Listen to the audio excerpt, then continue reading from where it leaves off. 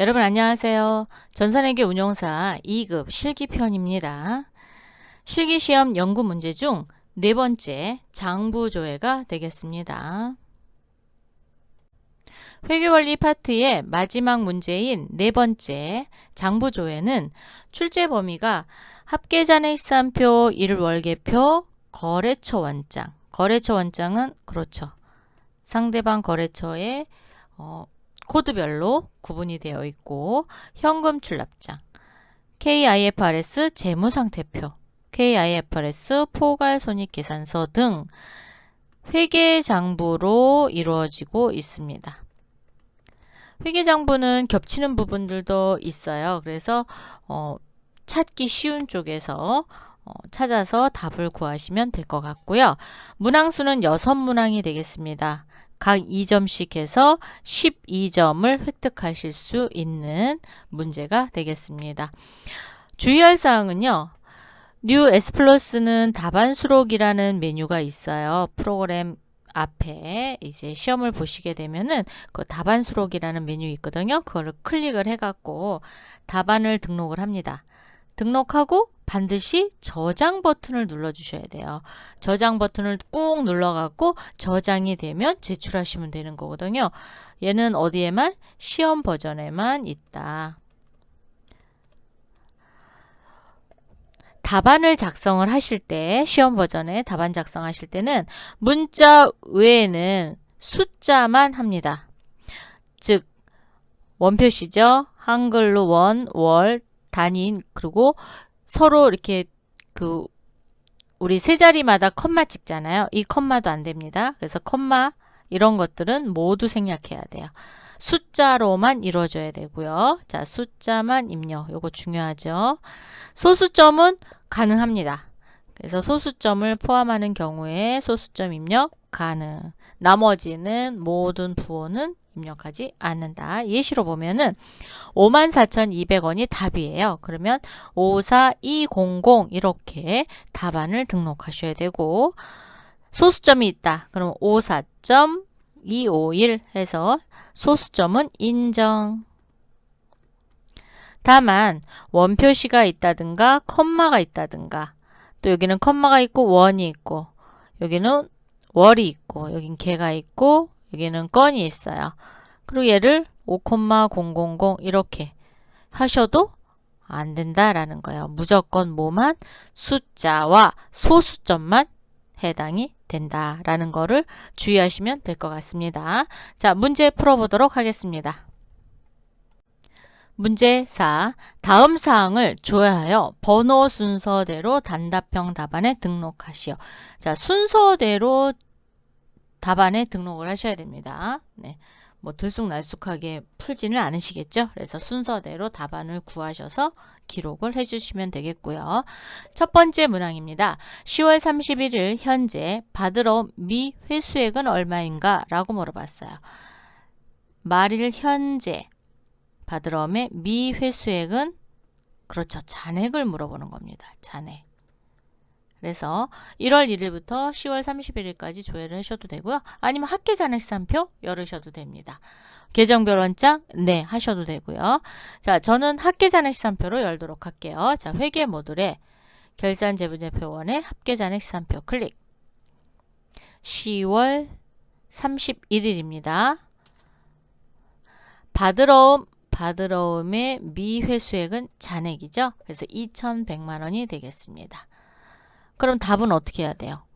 원래는 2100000 이렇게 기록을 하셔야 되는데 우리 보기 좋으라고 이렇게 원표시 해놔서 컴마까지 찍어 드렸습니다.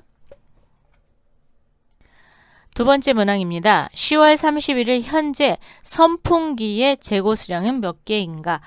자, 10월 31일 현재 선풍기 재고 수량을 물어봤어요. 자, 얘는 어디 가서요?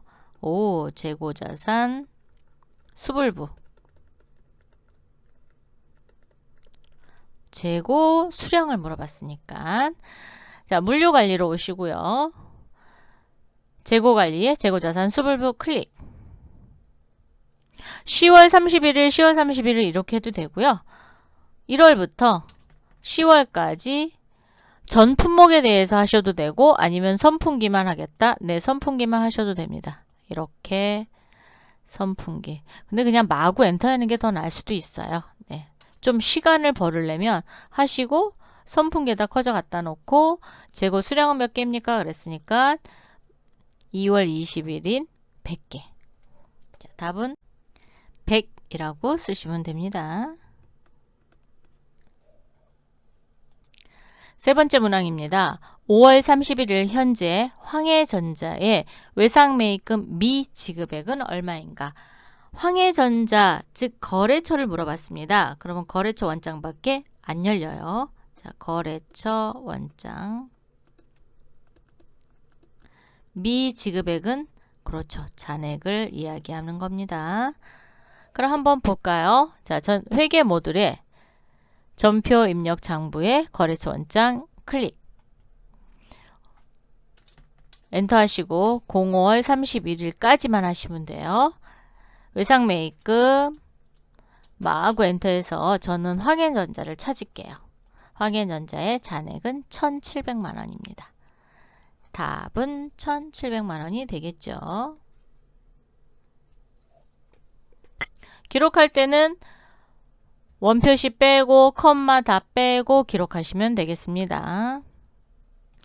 네 번째 문항입니다. 한국채택 국제회계기준 KIFRS에서 포괄손익계산서 기능별에서 1월 1일부터 12월 31일까지 영업활동에서 발생된 매출원가는 얼마인가? 라고 물어봤어요. 자, 매출원가를 묻는 문제입니다. 그러면 회계 모듈에 KIFRS 재무제표, KIFRS 포괄손익계산서입니다. 클릭. 12월로 조회를 해주시고요. 매출원가는 얼마입니까? 그랬으니까 3,600만 원이 되네요. 자, 요 매출원가, 상품 매출원가랑 같은 금액이고요. 매출원가가 여러 개 있을 때는 다 더한 매출원가 금액이 되겠죠. 그래서 3,600만 원 답.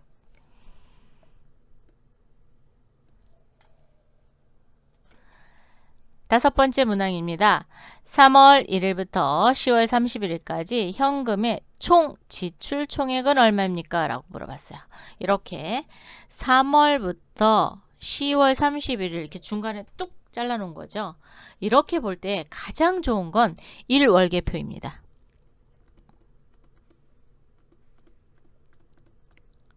현금 출납장을 보시게 되면은 그렇죠. 3월 그러니까 10월 31일 누계에서 2월 28일 누계를 빼면 그동안에 지출된 총, 즉 대변의 출금 금액을 다 더한 거랑 같겠죠. 그런데 그렇게 계산을 안 하셔도 볼 수 있는 곳이 회계 모듈의 1월계표입니다. 클릭. 3월 1일부터 10월 31일까지 조회를 해주시고요. 다만 조심해야 될 게 있습니다. 원래 현금은 자산이어서 차변이 들어온 거 그리고 대변이 나간 거잖아요. 근데 1월계표는 반대입니다. 반대여서 차변이 나간 거 대변이 들어온 금액이 됩니다. 왜? 상대 계정에 자기 변에다가 주기 때문에 그렇게 돼요. 그래서 현금란이 여기 따로 있습니다. 그래서 금일 속에 3월부터 10월 31일까지 307만 원이 현금이 지출된 겁니다. 그래서 1월계표에서 현금은 반대다 라고 외우시면 될 것 같습니다. 그래서 307만 원. 그럼 한번 현금 출납장 한번 볼까요? 자, 전체 메뉴에 전표 입력 장부 현금 출납장 클릭. 3월 1일부터 12월 아니죠. 10월 30이죠. 자, 10월 31일까지 조회합니다. 그러면 전월 2월 빼고 출금은 47만원, 260만원. 그럼 요거 두 개 더하는 거네요. 그죠? 그러면 307만원이 되겠습니다. 이렇게 하시면 됩니다. 얘는 두 개를 빼려고 봤더니 누계가 없네요. 그죠? 그러면 얘를 2월 달로 열어서 보시면 누계가 또 보일 거예요. 이렇게 봤을 때 4,338만 원에서 4,031만 원을 빼시면 되겠죠. 이렇게도 구할 수 있습니다. 여섯 번째 문항입니다. 12월 31일 현재 미결제된 지급어음의 합계액은 얼마입니까? 라고 물어봤어요. 미결제됐다라는 건 발행을 했어요. 발행을 했는데 나에게 되돌아오지 않았다라는 거예요. 그러면 그렇죠. 잔액을 물어보는 게 되겠죠. 그래서 잔액을 보시면 됩니다.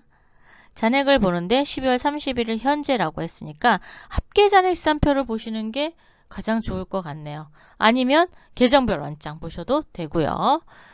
자, 저는 합계잔액시산표로 보도록 하겠습니다. 회계 모듈의 합계잔액시산표 12월 31일 조회. 지급어음은 부채죠. 자, 지급어음의 잔액 3,400만 원이 미결제된 지급어음의 합계액이 되겠습니다. 답은 3,400만 원. 그래서 원표시와 콤마 표시 다 빼고 쓰시면 되겠습니다. 이번 시간에는 연구 문제 중 네 번째 장부조의 6문항을 모두 풀어봤습니다. 다음 시간에 또 만나요. 감사합니다.